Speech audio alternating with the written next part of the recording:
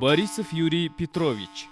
Юрий Борисов Аммосов атындағы Түндік Чыгыш Федералдық университетінің Олонхо илим изилдөө институтунун улук илимий кызматкери.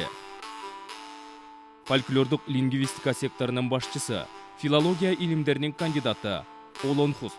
Анын аткаруусундагы Олонхонун аты Бахыргастах Аттах Бабый Батыр.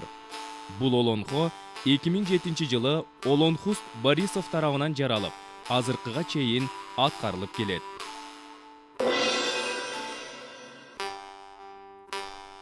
Борисов Юрий Петрович, старший научный сотрудник, заведующий сектором лингвофольклористики научно-исследовательского института Олонхо Северо-Восточного федерального университета имени Амосова, кандидат филологических наук Аланхасуд. Аланхо в его исполнении на якутском языке называется Бахыр-Тастах Атах Бабый Батыр.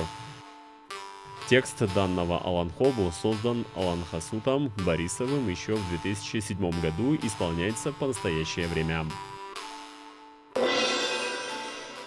На современном этапе развития якутского сказительства Аланхасутом принято классифицировать в 4 крупные направления. Да, во-первых, Улам-Кулаттар — это великие сказители Аланхасутов.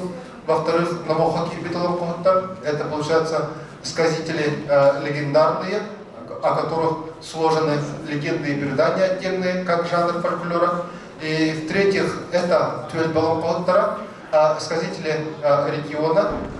Как вы знаете, Республика Саха-Якутия очень огромная, и у нас выделяют 3 региона бытования Аланхо. Это, получается, центральные улусы, Вилюйские улусы и северные. Это, получается, на уровне такого региона. И в-четвертых, это это наследные сказители, можно отметить их как сказители села. Дальше, пожалуйста. Тут мы видим портреты великих Аланхасутов наших. Следующий слайд. И в первостепенную значимость в сказительской традиции, да, якутского Аланхо имеет эпическая аудитория, ну и как и у всех сказителей.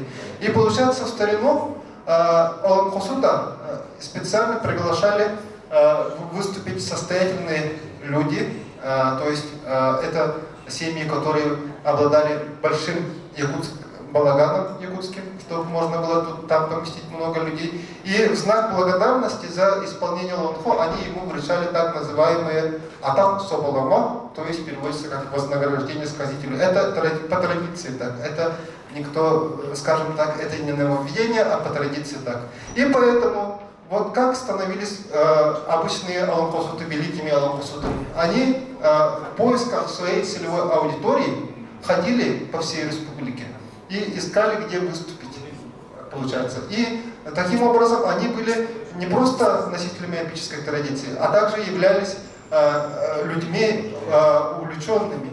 Они сами искали, перед кем выступить. Они ждали, когда меня пригласят, да, например. Следующий слайд, пожалуйста. И в связи с этим, для того, чтобы часто выступать, сказитель должен был обладать широким репертуаром. Как мы тут видим, анкета выдающегося Аланхасута Николая Алексеевича Абрамова-Каната, составленная в 1941 году, содержит 23 наименования якутских Аланхо. То есть этот сказитель мог запросто исполнить любой из этих Аланхо, тем самым он обогатил свой репертуар. Идем.